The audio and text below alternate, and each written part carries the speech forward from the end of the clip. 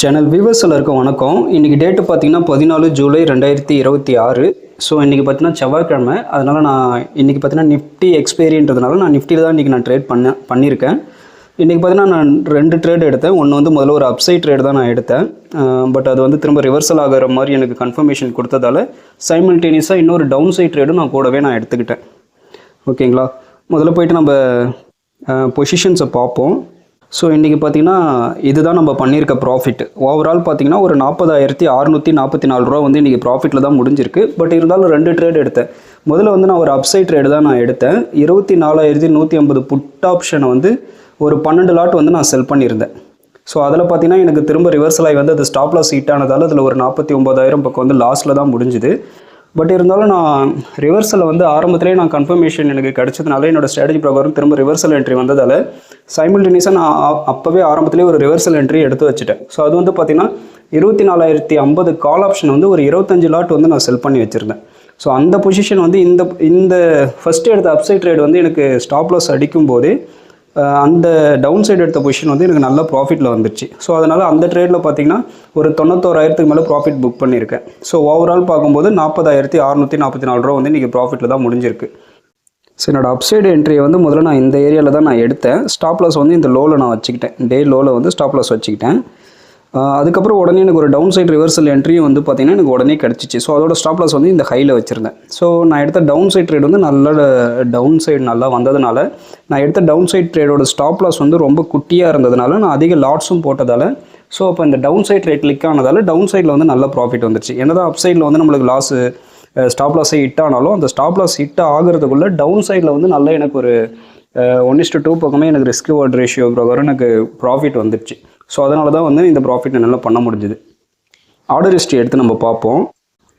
So இதுதான் இன்றைக்கான order history. காலையில் பார்த்திங்கன்னா நான் டைமிங் பார்த்திங்கன்னா ஒரு 11:15 வந்து இந்த ட்ரேடை வந்து நான் எக்ஸிக்யூட் பண்ணியிருக்கேன். 12 லாட் வந்து நான் செல் பண்ணியிருக்கேன். ஏன் நான் வந்து முதல்ல ஒரு 12 லாட்டை நான் செல் பண்ணேன்னா நான் என்ட்ரி எடுத்த இடத்துல இருந்து நான் ஒரு 60 பாயிண்ட் நான் வந்து இந்த ட்ரேடுக்கு வந்து நான் ஸ்டாப் லாஸ் வச்சுருந்தேன். ஸோ இங்கே பார்த்தீங்கன்னா ஸ்டாப் லாஸ் ட்ரிகர் ஆன ப்ரைஸ் வந்து 120 ரூபாவில் இருக்கும். ஸோ நான் ஓவரால் ஒரு 60 பாயிண்ட் வந்து ஸ்டாப் லாஸ் வந்து நான் கணக்கு பண்ணி வச்சுருந்தேன். ஸோ நான் எடுத்த ஃபஸ்ட்டு ட்ரேடுக்கு வந்து என்னோடய ஸ்டாப் லாஸ் பாயிண்ட் வந்து 60 பாயிண்ட்ன்றதுனால என்னோடய ரிஸ்க் பெர் ட்ரேட் வந்து 50,000 டிவைடட் பை அந்த 60 பாயிண்ட்ஸ் போட்டோன்னா 833 குவான்டிட்டிஸ் வந்து காட்டும். ஸோ இதை வந்து நம்ம நிஃப்டியோட லாட் சைஸுக்கு கன்வெர்ட் பண்ணோம்னா டிவைடட் பை 65 போடணும். ஸோ போட்டால் இங்கே வந்து பார்த்திங்கன்னா 12 லாட் வந்து எனக்கு இங்கே காட்டுது. ஸோ இப்போ இந்த 12 லாட் நான் போட்டால் மட்டும் தான் என்னோடய ஸ்டாப் லாஸே வந்து ஹிட் அடித்தாலும் நான் 50,000க்கு மேலே எனக்கு அந்த ட்ரேடில் லாஸ் வராது. அதனால தான் நான் முதல்ல எடுத்த அந்த அப்சைட் ட்ரேடுக்கு வந்து 12 லாட் வந்து நான் போட்டிருக்கேன். ஸோ ரெண்டாவதாக எடுத்த ட்ரேடுக்கு வந்து நான் 25 லாட் நான் போட்டிருப்பேன். அது ஏன்னா ரெண்டாவதாக எடுத்த ட்ரேடுக்கு வந்து என்னோடய ஸ்டாப் லாஸ் பாயிண்ட் வந்து 30 point. So 50,000 divided by 30 = 1,666 quantities காட்டுது. அதை லாட் சைஸுக்கு கன்வெர்ட் பண்ணால் டிவைடட் பை 65 போட்டோன்னா 25 லாட் வருது. ஸோ நான் எடுத்த டவுன் சைட் ட்ரேடு வந்து நான் 25 லாட் நான் செல் பண்ணால் மட்டும் தான் என்னோடய ஸ்டாப் லாஸ் போய் ஹிட் பண்ணிச்சுன்னா நான் 50,000க்கு மேலே லாஸ் பண்ண மாட்டேன். அதனால தான் நான் 25 லாட் வந்து டவுன் சைட் ட்ரேடுக்கு போட்டிருக்கேன். பட் இந்த டவுன் சைடு வந்து எனக்கு குவான்டிட்டிஸ் அதிகம், ஸ்டாப் லாஸ் சின்னதுன்றதுனால இந்த டவுன் சைடு வந்து இன்றைக்கி நல்லா ஃபேவராக போனதால் நல்ல ப்ராஃபிட்டே அந்த டவுன் சைட் ட்ரேடில் வந்துச்சு. ஏன்னா தான் ஃபஸ்ட்டு ட்ரேட் வந்து எனக்கு லாஸே புக் பண்ணாலும் டவுன் சைட் ட்ரேட் வந்து அதனால் நல்ல ப்ராஃபிட் வந்துடுச்சு. ஓகேங்களா, ஸோ இதுதான் வந்து இன்றைக்கான ப்ரைஸ் ஆக்ஷன், இன்றைக்கான ட்ரேடு. இது வந்து நான் ஃபாலோ பண்ணுற ராவன் அப்சைட் டைப் 1 அப்படின்ற ஒரு ஸ்ட்ராட்டஜி ப்ரோக்ராம் தான் இதை நான் எடுத்தேன். உடனே அதுக்கான ரிவர்சல் ஸ்டாப் லாஸ் ரிகவரி ட்ரேடும் எடுத்துட்டேன். ஸோ சைமல்டேனியஸாக 2 ட்ரேடும் ரன் ஆனதால் இந்த ப்ராஃபிட் நல்லா இன்றைக்கி பண்ண முடிஞ்சுது. ஸோ நான் லாஸ்ட்டாக வீடியோ வந்து ஃப்ரைடே அதுக்கப்புறம் பார்த்திங்கன்னா நான் மண்டே வந்து வீடியோ நான் பண்ணலை. ஸோ அதோட ப்ரைஸ் ஆக்ஷன் நம்ம இப்போ எடுத்து வச்சு என்னன்றதை பார்த்துருவோம்.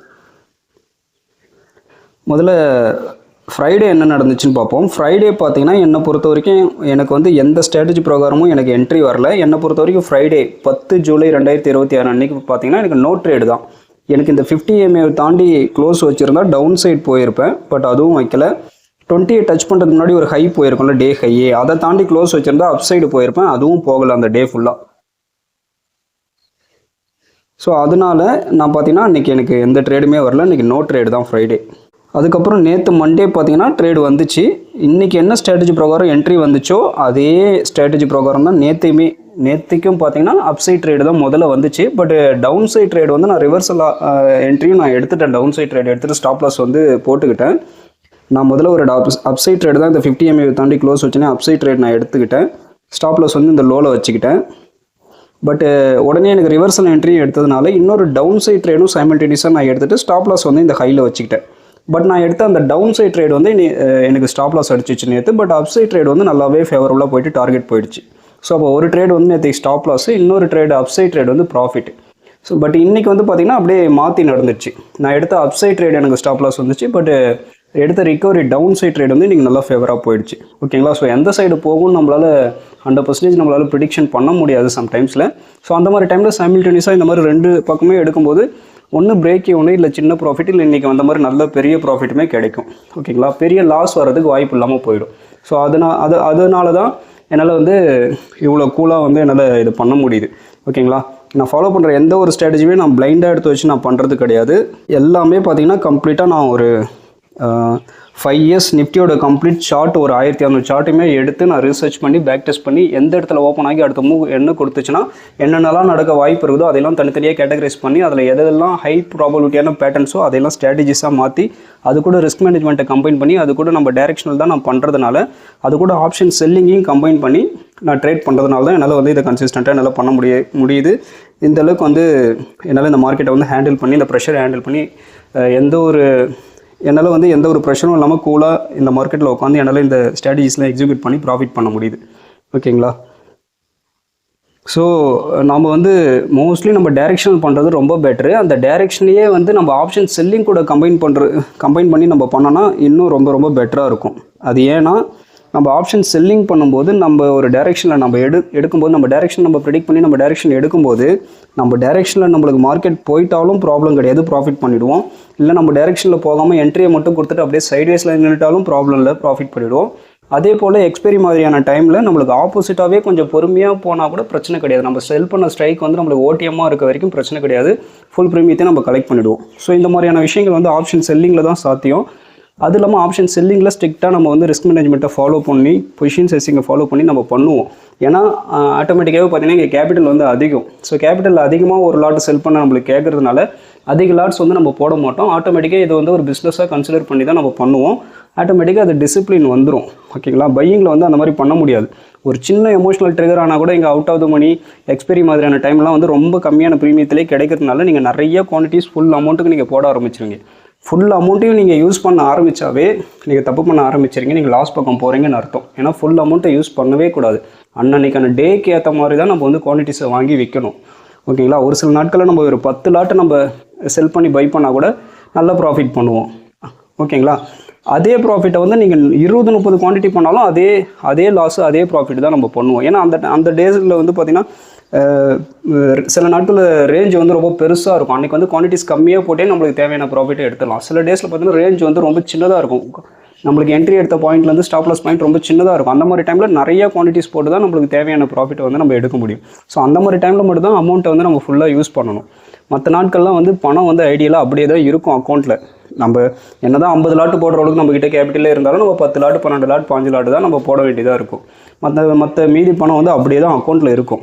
பணம் நம்மகிட்ட நிறையா இருக்கிறதுனால ஃபுல் அமௌண்ட்டுமே டெய்லி ஃபுல் லாட் போடணுன்ற அவசியம் கிடையாது.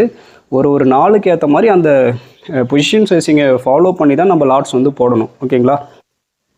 ஸோ நான் அப்படி தான் ஸ்ட்ரிக்டாக ஃபாலோ பண்ணி நான் பண்ணிகிட்ருக்கேன்.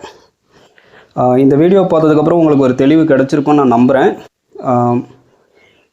ஒரு ட்ரேடை வந்து எப்படி ஒரு ப்ராப்பரான ட்ரேடிங் பிளானை யூஸ் பண்ணி ஒரு ட்ரேடையும் நம்ம என்ட்ரி எக்ஸிட் பண்ணணும், எப்படி ப்ராப்பர் பொசிஷன் சைஸிங் பண்ணி நம்ம லாட்ஸை நம்ம போடணும், எப்படி டிசிப்ளினாக நம்மளோட ரூல்ஸை வந்து திரும்ப நம்ம ப்ராசஸை வந்து எக்ஸிக்யூட் பண்ணிகிட்டே இருக்கணுன்றது வந்து இந்த வீடியோவை பார்த்ததுக்கப்புறம் உங்களுக்குள்ள ஒரு தெளிவு வந்திருக்கும்னு நம்புகிறேன்.